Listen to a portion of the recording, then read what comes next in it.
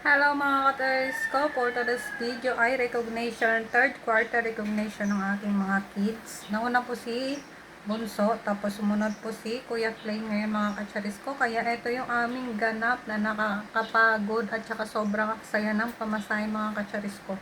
Kasi nga nakailang balik kami, diba? Tapos sihatid ko na naman sa school si Bunso. Uuwi ako ha. Pupunta na naman ako sa school. Ayoko naman maghintay sa school mga kacharis ko kasi grabe sobrang init.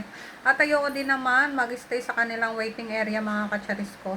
Kasi sobrang lamig ng waiting area nila Bunso sa school nila mga kacharis ko. Waiting area lang yun mga kacharis ko. Nagkaroon kasi kami ng project ng magpagawa ng waiting area na may aircon. Ayoko naman doon mga kacharis ko maghintay kasi nga ang tawag doon, sinisipon ako tapos parang paglabas ko ng waiting area, lalagnatin ako, masama na yung pakiramdam ko. Hindi kasi ako sanay sa aircon mga kacharis ko.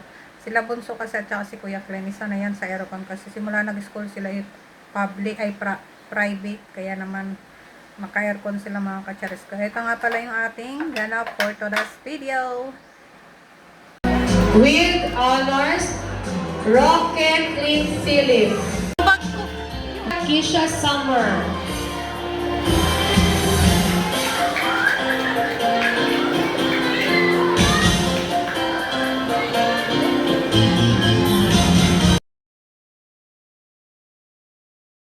we have Roque Gabriel A.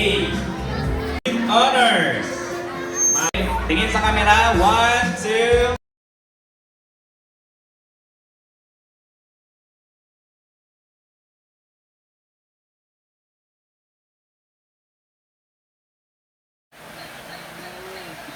Kain tayo mga kacharis. Ulam natin is yung salad na yung inihaw na talong. May tawag doon, may pipino. Then meron akong konting kanin. Diet yan siya rin. Ayan, kain tayo mga kacharis.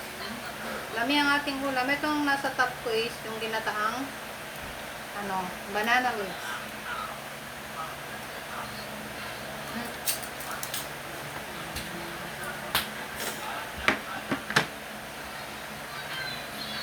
Kain tayo.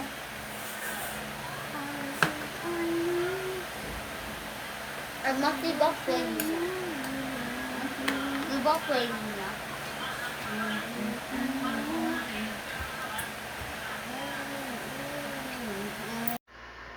Bakit Manong? Bakit naman umiyak yan? Bakit naman nagko-cry-cry na naman yan? Wala kang isda. Ha? Walang isda.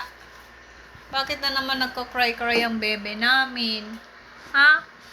Bakit crying na naman? Tignan niyo mga kacharis ko. May luha siya. Ayan sa gilid ng mata niya. Oh, kasi mga kacharis ko wala siyang isda. Ngayon, ilista mo na dito sa notebook yung bibilhin. Ilang kilong isda. Lalagay dito ilan? Ilan? Isa lang? 1 kilong isda. Snowy. Ilan isusulat? Isa lang? Isa lang? Ha? Pusa naming iyakin, no? Iyakin talaga siya. Ayan, no? Lumuluha sa aking tabi. Isulat ko dito 10 kilong isda. 10 kilos?